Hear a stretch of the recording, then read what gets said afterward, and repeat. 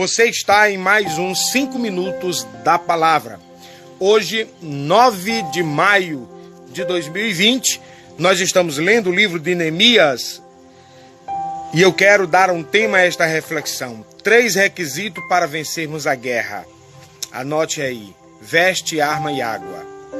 3 requisitos para vencer a guerra: vestes, arma e água.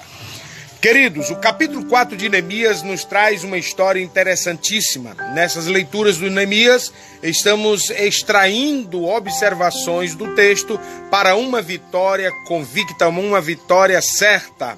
No livro de Neemias, no capítulo 4, nós estamos diante de uma adversidade em que os inimigos, Tobias, Sanbalate, Gesem, encheram seu coração de raiva para não permitir que o povo de Israel, o povo de Jerusalém, ouvisse a palavra de Neemias, e daqueles que magistrados, sacerdotes, juntaram-se a eles para vencer aquela batalha e a reconstrução dos muros de Jerusalém. Qual foi a primeira atitude para que você vença com as 3 armas que eu vou lhe dar? A atitude de neutralizar por palavras negativas. A Bíblia Sagrada nos diz no capítulo 4 de número 2: e falou na presença dos seus irmãos e do exército de Samaria e disse: que faz estes fracos judeus? Permite-se a isto? Sacrificarão? Acabá-la-ão num só dia? Verificando os montões de pó, as pedras que foram queimadas? Uma palavra de desestímulo, uma palavra de dizer: quem são vocês diante da adversidade? Os muros da cidade vai produzir tanto pó, tanta ruína, que vocês não terão condição de construir e de dar conta de tanto trabalho. No versículo 3 ele diz assim: e estava com ele Tobias Amonita e disse: ainda que edifique, contudo vindo uma raposa, derrubará facilmente os muros de pedra. Mas você já pensou o que é uma pessoa desacreditar no potencial de outro? Tobias, Sanbalate e Gesem procuraram desestimular o povo diante da adversidade que eles levantavam, em dizer que o problema era maior do que a capacidade de resolução. Vocês já viram quantas pessoas disseram que nós não vamos ganhar a guerra contra o coronavírus porque não tem vacina, porque não sabe o que fazer, porque é um inimigo invisível, porque vai ser todo mundo atingido e vai morrer muita gente. E na concentração do número de mortes, perdemos a habilidade, a percepção de vermos que é possível vencermos.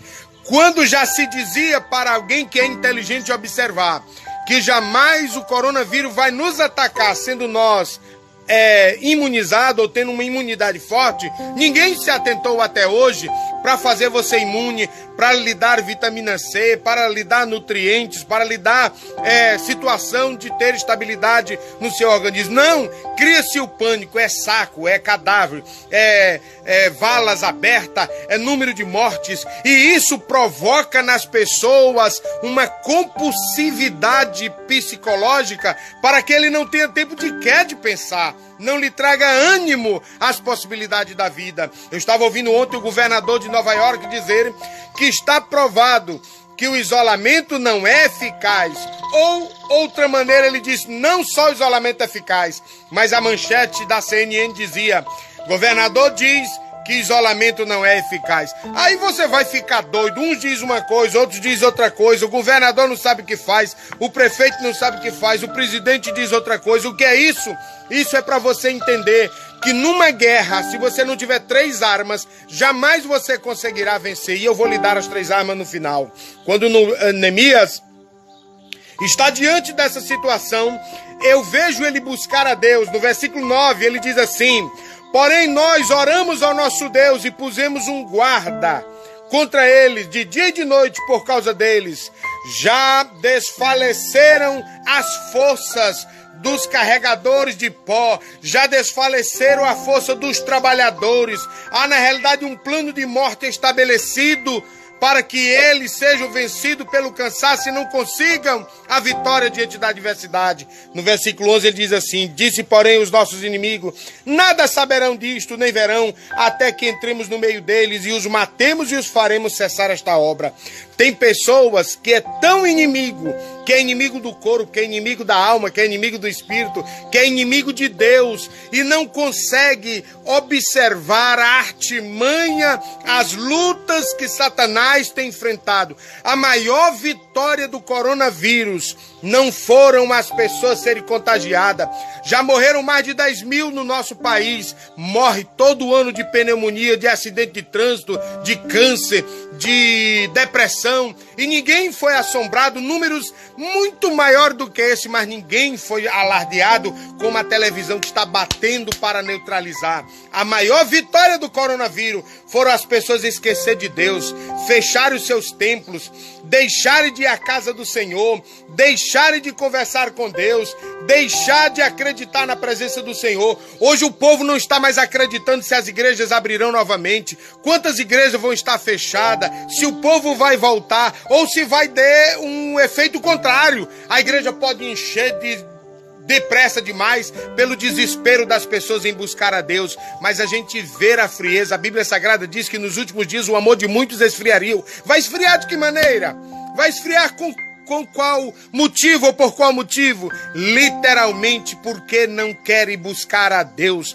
Nós estamos vivendo dias difíceis, mas para mim o coronavírus e a perturbação momentânea de pandemia não é suficiente para me assombrar. O que é importante é eu ter condição de vencer a adversidade e cada dia ter mais força para vencer a dificuldade. Mas com que armas eu vou vencer? Eu não disse que eu lhe daria 3? Encerro a minha live dizendo, versículo de número 23 do capítulo 4 que eu estou lendo diz assim: e nem eu, nem meus irmãos, nem os meus servos, nem os homens da guarda que me seguirão, largavam nas suas mãos vestes, símbolo de santidade. Busque seu relacionamento com Deus, viva a santidade, é uma arma para vencer a adversidade. Cada um tinha nas suas mãos arma, preparo. Você não vai vencer a dificuldade sem preparo. Preparo psicológico, preparo emocional, preparo espiritual, preparo. Se não tivermos na palavra de Deus preparo,